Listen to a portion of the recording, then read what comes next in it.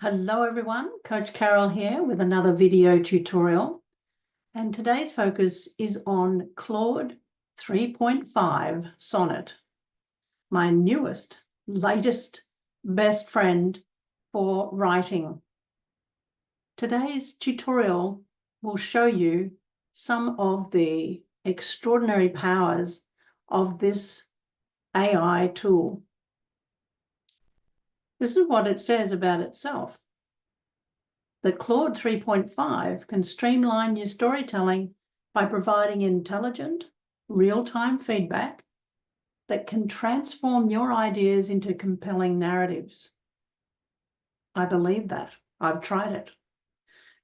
Its advanced natural language processing ensures your story flows seamlessly, while its user-friendly interface makes writing intuitive and enjoyable. I agree with that statement. Whether you're drafting a novel, a business proposal, or a blog post, or even a short ancestral story, Claude 3.5 Sonnet will elevate your writing, making it more engaging and effective. I have several ways in which I want to share with you its expertise in writing. And today I wanted to start by just sharing with you what it looks like when you first open Claude. It's free, by the way. It will say to you, "Good morning, and what can I help you with?" Gives you some suggestions there that you can use straight away if you're into transcribing or extracting data from images or understanding particular things in your genealogy. So I wanted to get started with genealogy today, and I'm going to be using my own guides for AI-assisted ancestral storytelling to help embark on this journey and bring my family history to life.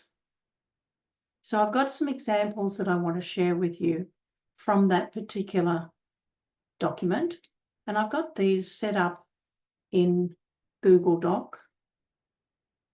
So this one is particularly focused on AI-enhanced ancestral storytelling using Claude 3.5 Sonnet. My approach for using the AI tools, I'm now putting in place using a framework, a 6P approach framework. I think it's important that we have something in our mind as to what we want to do with AI before we just launch in and try and perhaps fall or fail. We need to prepare. What is your purpose? What plans will you put in place? What process will you use? What prompts will work best? And importantly, how can I play and learn more? So those 6 Ps really form a thought framework for me as I work with my AI assistants. In this document, I'm focusing in on the process, and I've got things set up in steps. And so the first thing is to really gather initial information. Your objective here is to collect some basic data for an ancestor or a family that you want to focus on or you're currently focused on in your research. Part of your actions will include compiling known facts, dates, locations, and any family lore about your subject. Now, you may have all this already in Ancestry or Family Search or Find My Past, and you may already know the dates, the facts about that ancestor.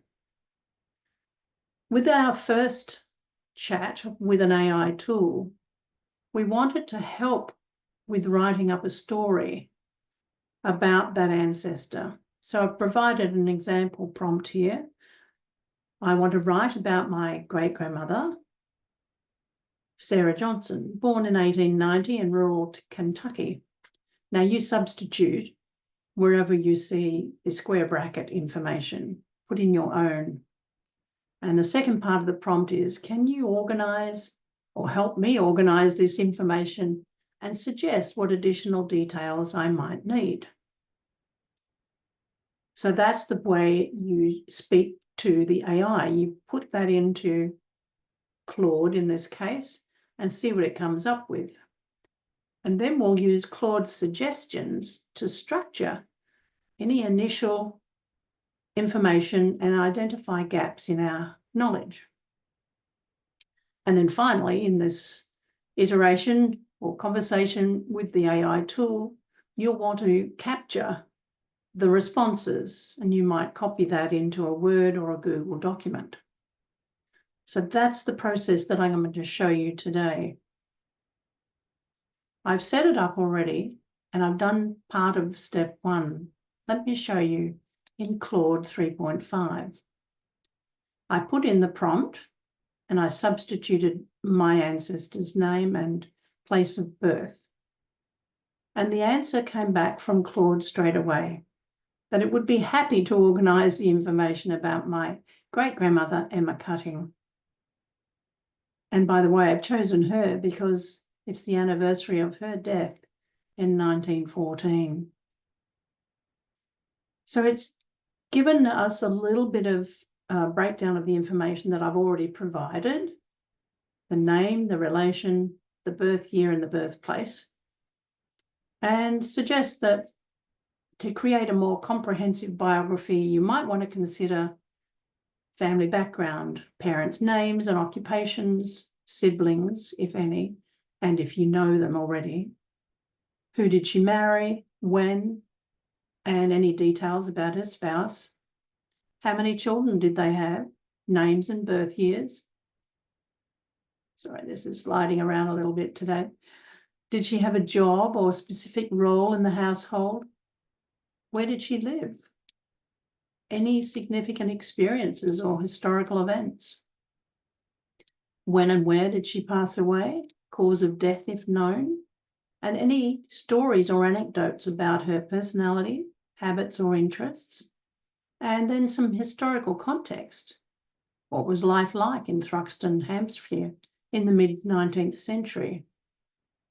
Then it goes on to help me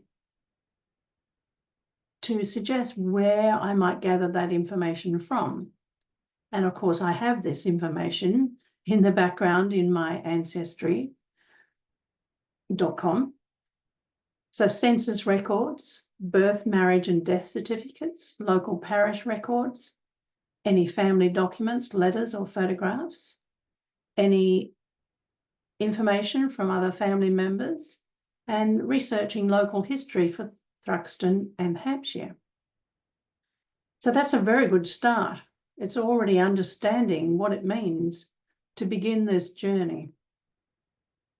So to take it to the next step and to find out how it's going to tackle this for my great-grandmother, I've added the next prompt. And you can see it down here below. Here is Emma's details. Please suggest a basic structure for her biography and create this in narrative format. And I've added a PDF document, which is a copy of the information from Ancestry, which I'll briefly go across there to show you. I'm using the new Pro tools, so I can look at the details for an ancestor using a register.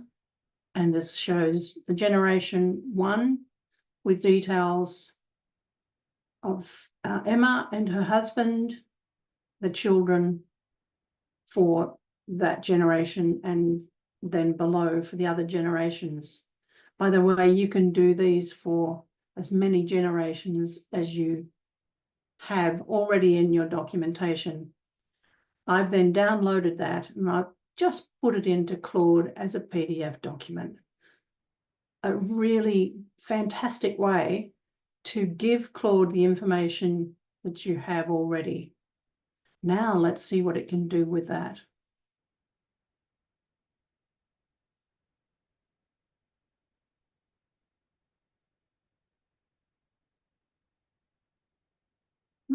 It's interesting. It says the document is empty. I'll need to go back and check that out, but it's moving at lightning speed here. And it's suggesting a basic structure for Emma's biography in narrative format.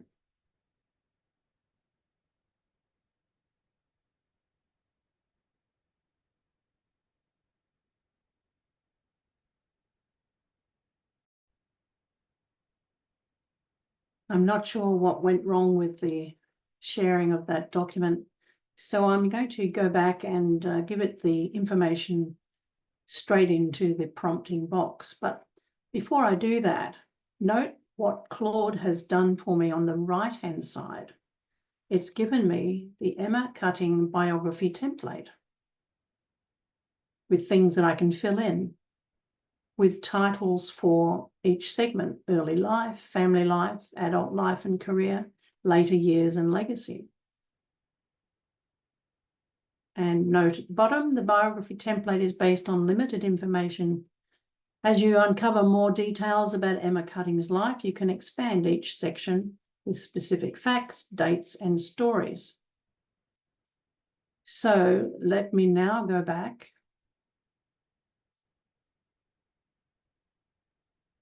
and continue my conversation. And this time I've got all the details about Emma in my clipboard, and I've just added them in place here. Now let's see what it does.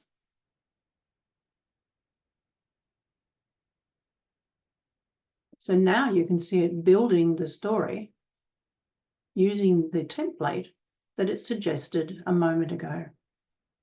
Brilliant work.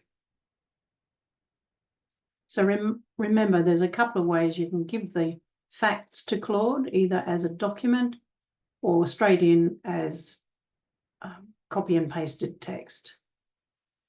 On the left-hand side, it's also giving me suggestions for further research. For example, family origins. We know Emma's maiden name was Newland and her parents' names. I might want to research more about Newland and Didham's families, which of course I have already done. Then goes on to suggest other things about the fact that Sarah Jane and Fanny were born before Emma's marriage to Harry. That might be an interesting aspect to explore. Were they Harry's children, or were they from a previous relationship? Now, there's a fact that I hadn't really taken much note of until this moment.